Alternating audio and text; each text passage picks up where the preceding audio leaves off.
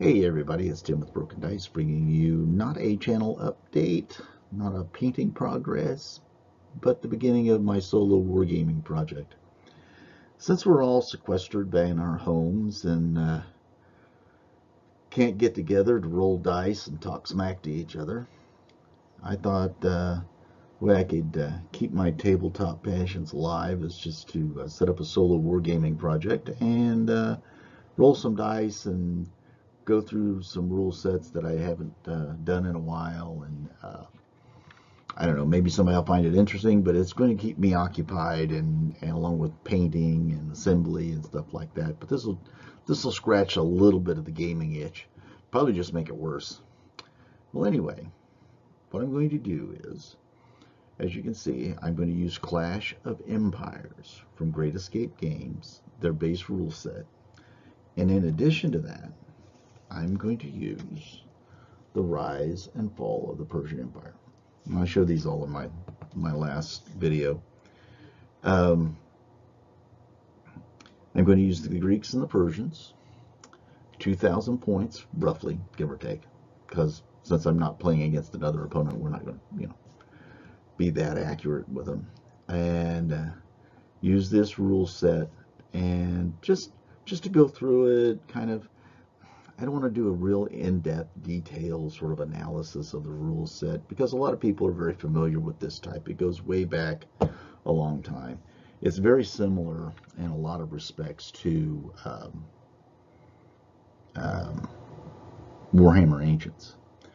At least that's what I've been told. Matter of fact, I got Warhammer Ancients and I've had it for a long time, and I have never once played a game with that rule set. I have played Field of Glory before at 15 millimeter, but that's about the extent of that, except for my Hail Caesar stuff that I'm doing now for the most part. So I'm going to break this rule system out and give it a go. So what are we looking at here? One of my goals is to try to take myself out of it as much as possible. And what I mean by that is not to try to take out the discovery and seeing how things progress, but to try to take out my own personal bias, as it were, towards one side or the other. And I think one of the ways I'll do that is through the use of two suits of cards. One for the Greeks and one for the Persians, obviously. And I'm going to use them to help with troop initiative, army initiative. For example, like in the very first turn, it may behoove to just use one card for the commander to give orders to see who begins moving their army first, and then that will dictate how the game goes. And then probably what I'm going to do, as I run through this, I'll see how viable it is, and then I will critique my own idea and throw that out there for everybody else to jump on, is to use these cards face down, for one for each unit, and then have that be like their activation order on the table. Now it might seem a little chaotic, and if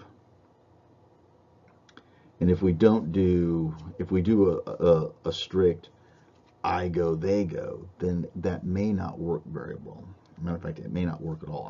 But I'm gonna try it, see what happens. And then having the next turn with the Persian player, let's say, and then their cards are laid out all face down, and then when you turn them all over, then you know the order in which they're going to operate, and that could cause some issues and some problems.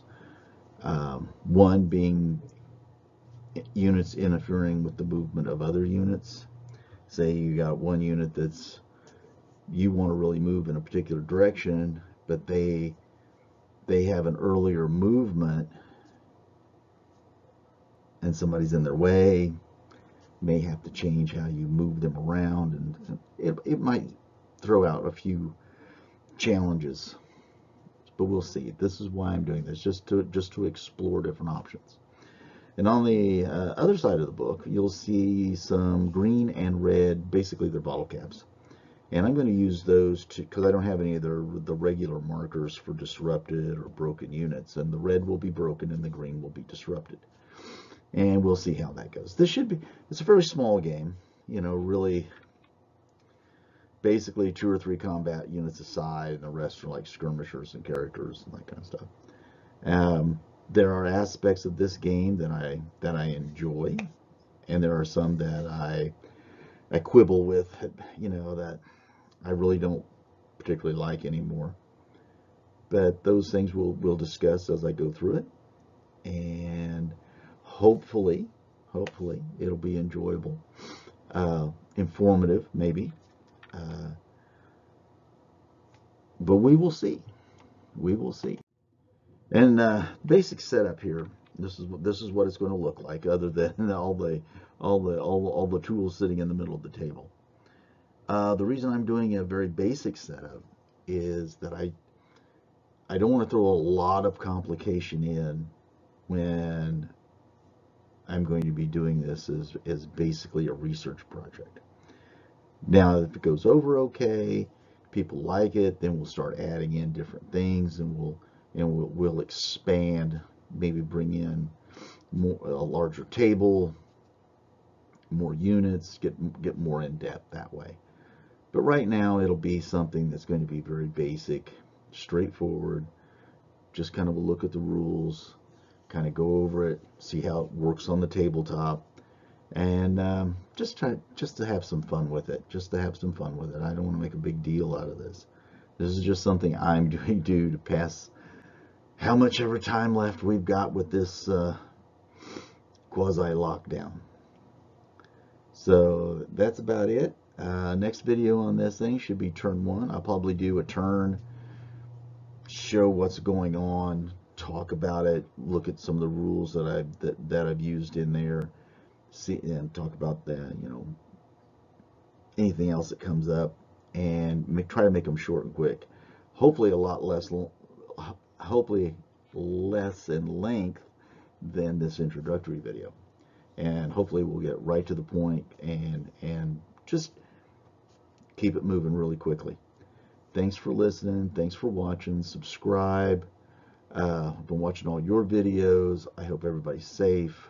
Again, do what you got to do to take care of yourselves. We'll get through this, and hopefully we'll all be back to rolling dice, and hopefully your dice aren't broken, and I will see you next time.